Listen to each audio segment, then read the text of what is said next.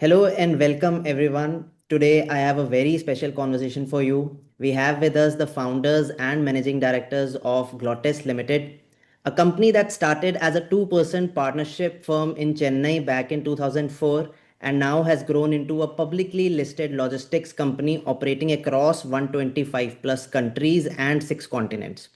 With me today are Mr. Ramkumar Senthilvel, who leads the import operations at Glottis, and Mr. Kuttappan Manikandan, who heads the export side of the business. Together, they have built this company from ground up over the last 2 decades. Gentlemen, a very warm welcome to the show. Thank you. Thank Hi, you for Raghav. having us, Thank you. Raghav. Thank you so much. Thank you so much for being here. I know how packed your schedule must be, especially with the quarterly filings around. So I really appreciate you both taking the time out for us. Thanks, Raghav. Thank you, Raghav. Yeah. So I have spent quite a bit of time going through your investor presentations, your quarterly results, and the more I read, the more interesting the story gets. So today we are going to unpack everything, the journey, the business model, the numbers, and the future vision. So let us just dive in without further ado. Manikandan ji, let us go all the way back to the beginning. Glottis started as a two-person partnership firm in 2004, just you and Ramkumar ji. And today it is a publicly listed company serving across 125 plus countries. That is an incredible journey. Take us back to that moment. What was the original vision when you both decided to start this company? And how has that vision evolved over the last 20 years? Yeah. Thanks, Raghav. See, to start with, by the year like 2004, 2005, we both were working with one of the other freight forwarding company in India. It was like a 100 years old company and well-reputed company. So our product knowledge was limited to sea exports mostly. So by the time you can see there are a lot of MNC companies coming into India, especially the market was growing. And we see a lot of scope in the market at the time. So we thought of that. Why not we start our own with whatever the limited knowledge we have at that time, and saw that market will have a huge potential going maybe from 5 years from there with India opening up with multiple trade coming into India, especially China. We see a lot of scope happening at that period. So we thought that logistics going to be a big boom and huge opportunity into this field. And we thought that this is the right time.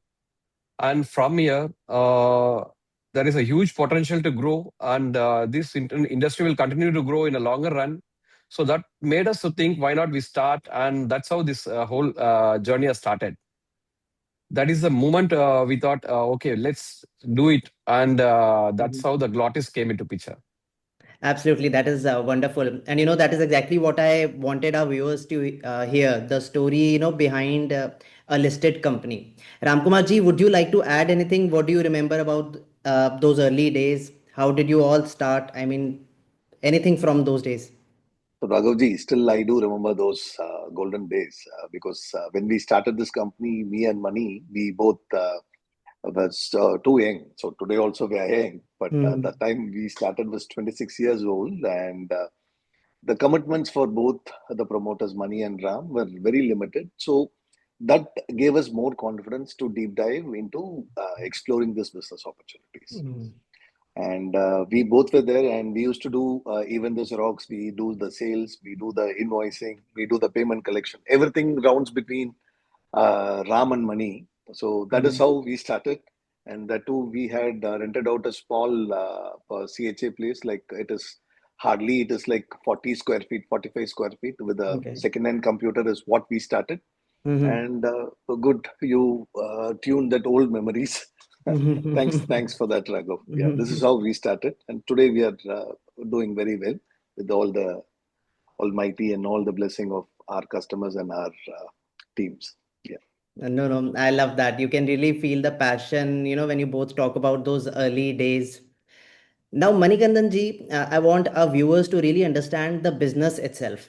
So, for someone watching this who is outside the logistics industry, maybe a student, maybe a retail investor who has never entered a shipping port, can you just explain in simple terms what Glottis actually does Like walk us through the whole process from a client calling you, then that they have a cargo that needs to be moved from point A to point B. What happens from that phone call to that cargo reaching the destination? And most importantly, how does Glottis make money in the entire process? Sure. Raghav, see, if you look at an exporters and an importers, they, for example, let's start with exporters. They need to move a cargo from India to anywhere into the world. Like, for example, from India to China or India to US or any country. They need to move this cargo, and there is multiple work in which happens in between. For example, they need to custom clear the cargo first in India. Mhm. Then this cargo has to be transported, then it has to reach a port. From the port, it has to load into the container, or it's a bulk. It can be loaded into the vessel directly. So Mhm. most of the thing what Glottis does is right now it's a container shipments mostly. So this has to load in the container, and from the container it has to reach to the particular destination and final destination, and it is delivered to the final consignees over there. In the whole process, this is in the export side, and in terms of import side, if a consignee in India want to get the cargo from China or Vietnam or in anywhere in for US or anywhere in the world, they approach a supplier at the other end, and they do their own trading terms. Let the complete all the trading terms completed. They need the cargo to be moved from the particular location. Here comes a forwarder. As a forwarder, Glottis comes to the picture, and we arrange the container to the supplier at the origin. For example, it's Vietnam. We are in Ho Chi Minh City. We arrange a container for the supplier at the origin, and the supplier load the cargo over there, and with the help of transportation, is move the cargo to the port, and from the port it moves to the India. For example, anywhere in Indian location. This is a basic forwarding activity any forwarder used to do. And Mhm. out of the whole thing, there are various terms we use like CAF. It might be a FOB shipment. It might be door delivery shipment. It's called DDU or DDP shipments, something like that. Okay. Mhm. If a customer want to take the cargo from the factory of a supplier to the factory of a buyer at the final place, so we Mhm. act like there is a transportation part involved there. There is a customs clearance part involved there, and the freight forwarding, for all the shipping part, the where the car from the port to port that involved here. Okay. Then coming into the port in India, we again do the customs clearance in the destination. Then again the transportation part involved, and sometimes there are also a warehousing which comes into picture. Then Mhm. goes to the final consignee's door. This is how the whole process comes into picture. You also asked what was the one more question in this one? I asked about the revenue. How does Glottis make money out of it? See, we are the middle part of the layer. We are the freight forwarder here. So we whatever the shipping, for example, we get a contract with the mainliners. For example, multi mainliners such as Maersk, Mhm. MSC, CMSC, there are multiple liners, MNC liners are here. So we go with the contract with these mainliners, and out of this contract, we get some special rates from the all the shipping lines. Okay. This special rate is not for everyone. So as a forwarder, we give the shipping lines some huge volumes which we support. So we get the special rate from the mainliners. To the shippers, they might not have the huge volume to support the shipping lines with the to get the special rates. So at the market level, they get only the market rates here. Mhm. So we get a special rates. We sell it to the shipper at a marginal with a marginal increment in the as a revenue from here, and it's sold back to the shipper or consignee at this end. That's how the revenue generated to the freight forwarder. Similar thing, the transport also. The transportation part which Glottis handles, we as a transport operator, we got our own vehicles here. The cost for us is completely different to what we sell it to the market over there, the final customer. Okay. We sell it at the market price, but still we manage to get a revenue out of the whole transportation cycle because we manage to run this transportation like we own our vehicles.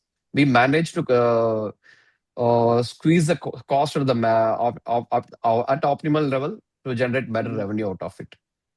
That's how the whole revenue things comes out from the transportation and freight forwarding thing. That's what a All right. Glottis managed to get revenue out of it. Right, right. That was a comprehensive walkthrough, Manikandan ji. I'm sure everyone watching now has a much clearer picture on how Glottis makes money and what Glottis does. Now, Ramkumar ji, I want to get something that I want to understand something that really stood out in my research. Nearly half of Glottis's revenue, about 47 to 48%, comes from renewable energy sector. You're moving solar panels, you're moving wind turbine components, power generation equipments across the world. Uh, Two things I want to understand here. First, how did this specialization develop? Was it a conscious bet or did it happen organically? And secondly, what gives Glottis a competitive edge in handling this kind of cargo as compared to general freight forwarder? Okay. So this kind of this energy vertical, it happened in an organic way. So Okay. this started in the year 2016. Mhm. So in 2016, we started with two major customers of renewables in India. We Mhm. started initially from Chennai port, bringing them their solar modules and their structures. The steel structures also those days, it is completely imported from the overseas. So this has given, that was a big chunk of container movement which happened in 2016, and this gave Glottis kind of a brainstorming thing that why such big lots are getting moved for one particular customer, and that is a small project. So we Mhm. thought like this energy can give more energy activities can give more traction for the company. So that's how we deep dived more into this energy vertical. So from there, it's we slowly started growing our Mhm. energy business into pan-India basis. In 2016, we were completely focusing the movement only in south and east of India, especially Okay. Chennai, Tuticorin, and Vizag in this area. And Okay. from 2018 onwards, we spreaded pan-India basis, and we took more knowledge from the industry and customers who have been we have been dealing from 2016 those days the early we could say like we are one of the early entrant in this energy vertical, so that gave us a better mileage also to pitch in with the customers. And the deliverables what we have done for the energy sector for the customers, and it's these deliveries are all very crucial sensitive deliveries. So Mhm. it has a specific timeline. So it was very challenging for us to meet the customer deadline and execution. So it was very interesting for us. And when we started giving more efforts to bridge this gap, customers also understood that Glottis has more specialized kind of services and knowledge about moving this energy. So Mhm. this gave a lot of confidence from the customers, and that is how we started growing into solar modules. Then we started into other energy verticals like wind turbine and the spares, and there is battery equipments. So now energy, we are doing multiple products. It is not only solar modules. We bring raw materials for solar modules. We bring machineries for capex movement for machineries for building up Mhm. solar module, solar cell line, glass line. So apart from this, we bring currently we are doing battery movements also, wind battery movements. This is Okay.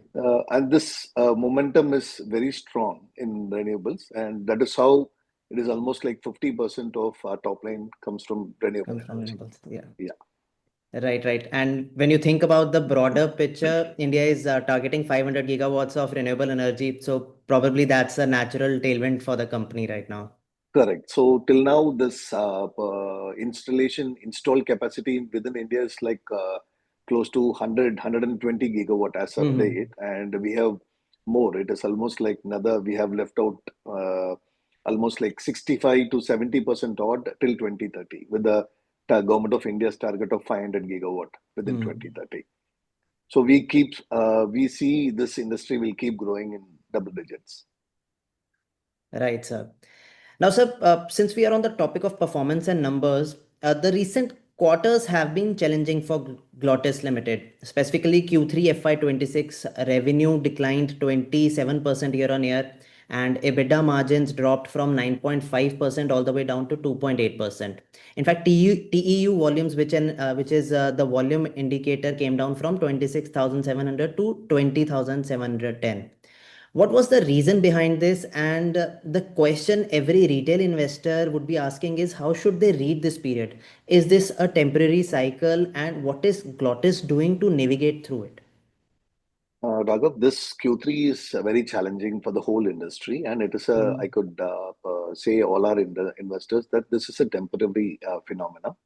And this cycle, what has happened is the global freight levels have very softened, mm, and the rate levels, the global freight levels, freight rates levels have come down drastically. So mm, this is one of the reason where we were having a lot of challenges to manage the top line as well as the bottom line. And second one is this policies, global policies, especially which is coming from the West, and this has given some small signals in intra-Asia, and the volumes have also dropped, especially in okay. Q3 of this year. Mm, And we see this is one-off case, and now countermeasures. What we have done is we have invested more on assets now in Q3 and Q4. We have invested more on assets like on this IPO proceedings, we have invested more on containers as well as the transport activity, which can give us kind of a helping hand, especially during such turbulence period. So mm. going forward, this backward integration will help overcome to manage, mitigate this top line as well as the bottom line. Right, Ramkumar ji. Also, you talked about asset ownership. So my question is to Manikandan ji now.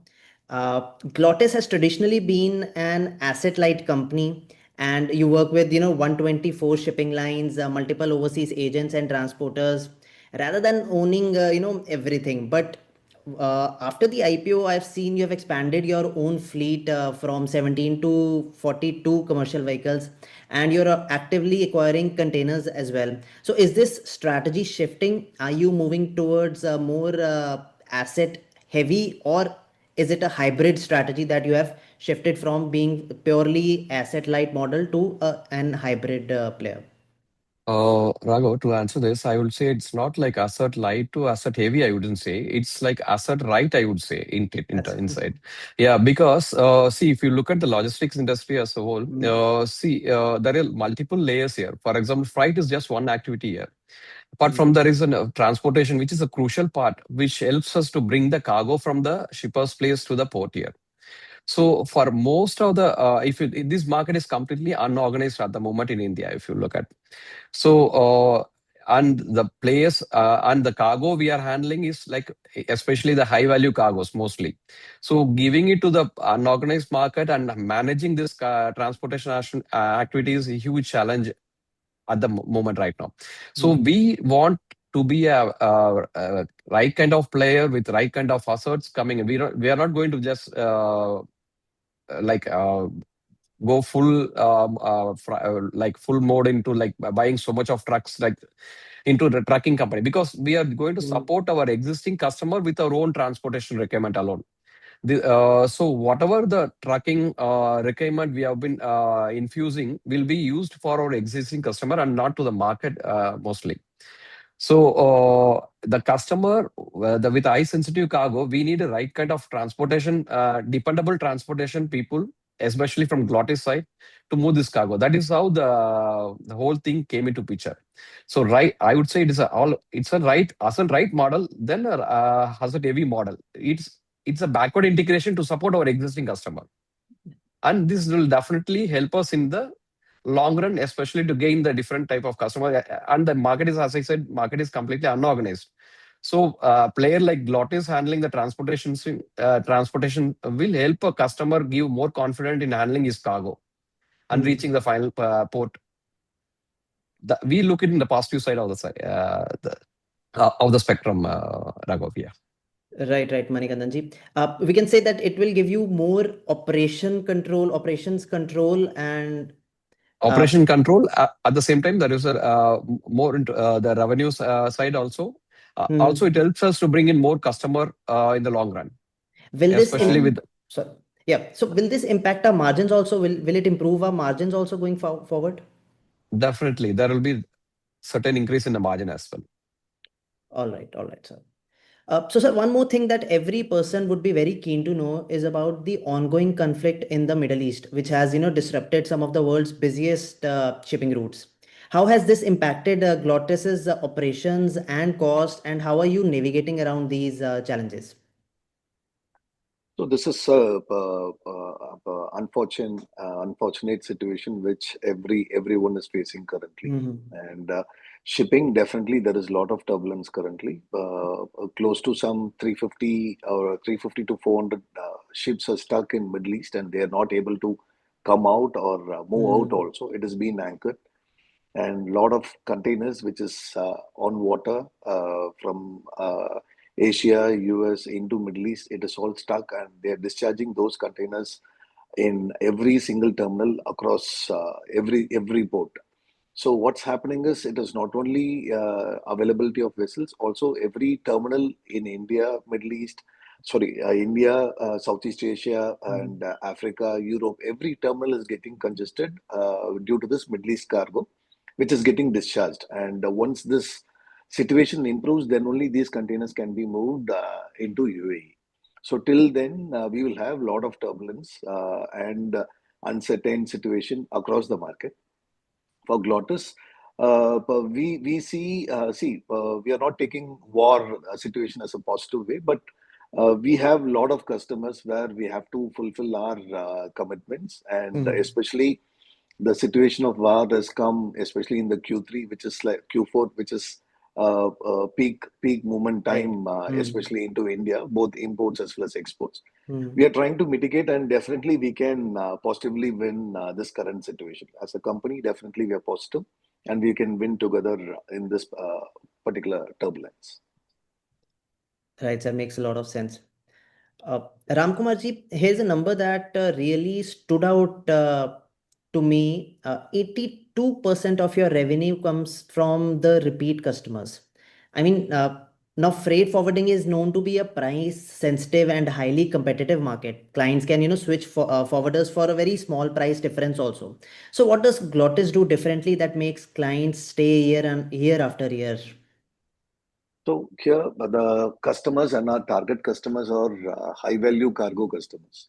So Hmm. for them, this pricing of like small portion of price difference doesn't give much of any change for their logistics. The same. So, and these customers whom we have been catering, like 70 to 80% of the high value customers we have been catering, they are completely relying on us, especially on the deliveries, on timely deliveries. So that is where we are like maintaining all these customers, like 82% of our customer base is repeated customers. Hmm. Okay, okay.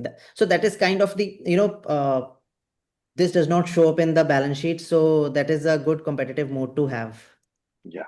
Mhm.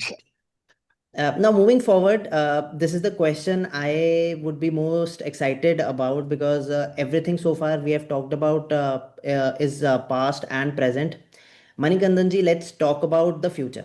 So, where do you see Glottis in next 3 to 5 years? Let me break this down.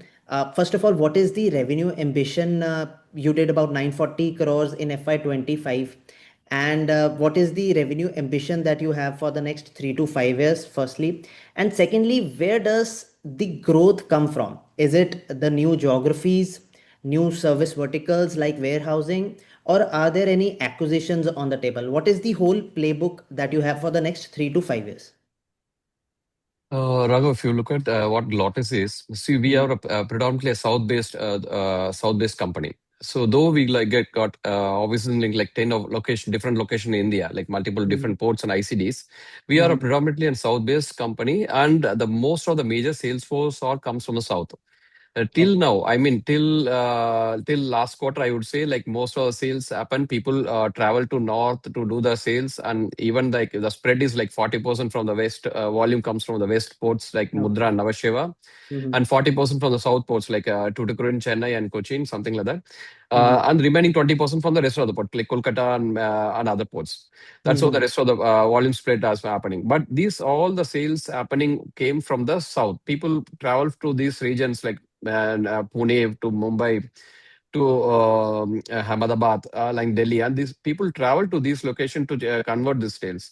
Going forward, it's not that going forward; it's right now happening right now. So we started our Ahmedabad office recently. Okay. There is a development in Delhi region. There are people came into senior positions, taking senior roles, especially in the in the marketing side, and we are also looking some of the developments happening in the west region. So these we so going forward, these people, all the asserts we have been deployed in this region will start generating better revenues from these regions. So that is a one positive side we are looking going forward. Mhm. Apart from the revenue generated from the south and the existing revenue what have been we have been doing over the period of time. Apart from that, you asked about the warehousing thing. Warehousing, we Yeah. have been doing very, very, very limited when you compare to the very some of the place in the market actually. But Mhm. we see a lot of scope in the in the particular warehousing thing, which might come in handy, and we are definitely looking in the long term in terms of warehousing thing. I think Mhm. slowly it will develop. Apart from Okay. that, in terms of new geographical, yes, some of the disclosure has been made. Like one is the US office sitting about new US office, which is working on, which is work in progress, as well Okay. as one happening in the Malaysia thing, which is also in a work in progress right now. So these are the new geographical thing will come into picture in the upcoming month, mostly. Raghav. So these are some of the things we are looking positively in the upcoming quarters. And Right, to add, Manikandan ji. Yep. Mani's Mm. point also, so there's we will be seeing aggressive, especially on the trucking front. So Okay. trucking, since we are increasing the fleets and containers, so we'll be a little aggressive on the trucking and the container movements. So this Mhm. could give us, this could be one of the avenue where we can increase our top line. Right, right, Ramkumarji. Uh, that is a great, vision. It will be, exciting to see how things unfold over the next few years. And that this actually sets up to my last question perfectly. So, Ramkumarji, India's freight forwarding market is projected to grow to around $17 billion by FY29, and that is a massive market. What role does Glottis plan to play in this growth? And let's suppose there is a retail investor sitting at home right now watching this video who is evaluating Glottis as an investment opportunity. What would you say to them, to him? How will Glottis create value for investors like any investor? But Raghu, see, as you see, like our country's backbone is its logistics. So Hmm. also our Prime Minister Modi ji is also trying to integrate a lot of logistics park, as well as they are trying to streamline this logistics activities across India to enhance the export activities, which is going to happen in next 2 to 5 years. That is the time frame which Government of India has given. Hmm. So it is not only in terms of ocean, in terms of rail movement, in terms of coastal activities. So logistics is going to happen in a very big way. So Glottis, we are very committed on double-digit growth year on year. So we are very keen and focused on the growth, and we are watching very close. Verticals which we can be a earlier entrant, similar like renewables, renewables, what we did.